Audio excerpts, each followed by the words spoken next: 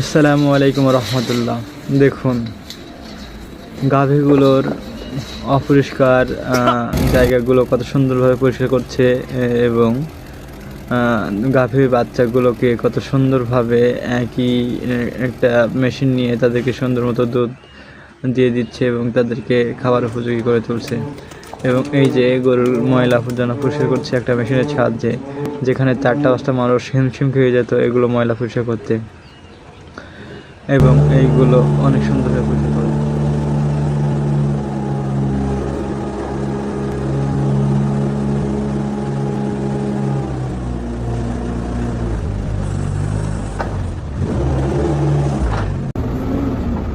এই যে আবার গরু অসুস্থ হইলে তাদেরকে কত সুন্দরভাবে দেখে ট্রিটমেন্ট করে, তাদেরকে কত সুন্দরভাবে নিয়ে পরিষ্কার পরিচ্ছন্ন পানিতে দিয়ে গোসল করে দেন তাদেরকে ট্রিটমেন্ট করানো হয় এবং ট্রিটমেন্টের পরে তারা পুরোপুরি সুস্থ হয়। আল্লাহ চাইলে